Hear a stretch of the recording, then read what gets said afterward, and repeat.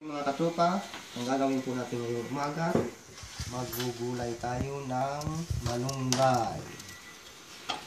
Ang scientific po nito ay Moringa oleifera. Maraming vitamins na nakukuha sa malunggay. Ang isasahang po natin ay ang daing na isda at 2 pirasong talong, may sinigang na sili, sibuyas at bawang. Ito po ang kakanggata. Ngayon po ang gagawin natin, andito na.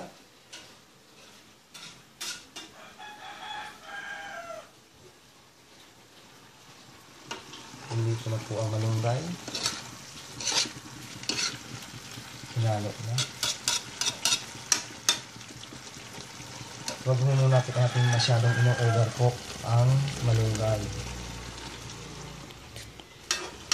Ang nakukuha na vitamin sa malunggay ay minerals.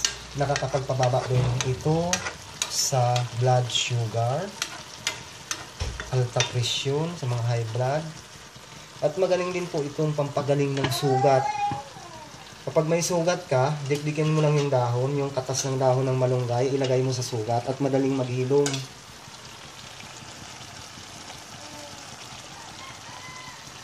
Pag malapit na pong maluto, ilagay natin ang kakanggata. Ayan, kakanggata.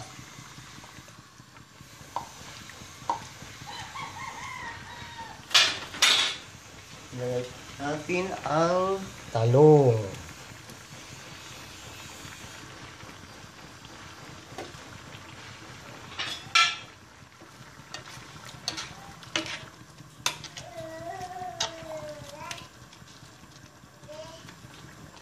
Talong.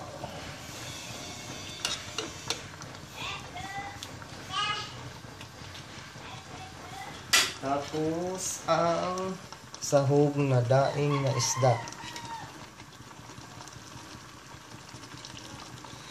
Yan, napakasarap ng ginataang malunggay.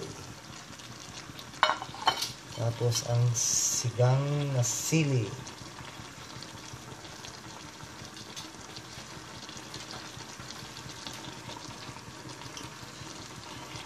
Ilang minutes? Yan po ang resulta ng ginataang malunggay sa daing na isda. Ako po pag nagluluto ng ginataang malunggay, nilalagyan ko ng konting asukal. Konting asukal para medyo matamis-tamis siya, manamis-tamis.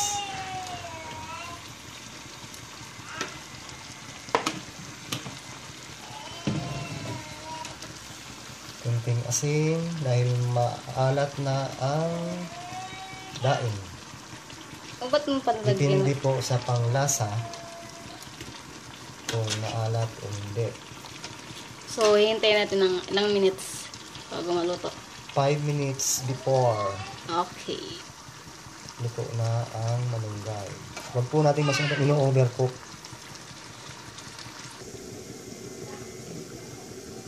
I-maintain po natin ang gulay na malunggay. Dapat po mga 2 beses sa isang linggo tayong gugulay ng malunggay. Kasi number 1 po ito sa mga kawan, diabetic. Tapos may mga pampababa. Number 1 po ito sa pagpababa ng blood sugar. So ayan po, luto na ang ginataang malunggay sa daing.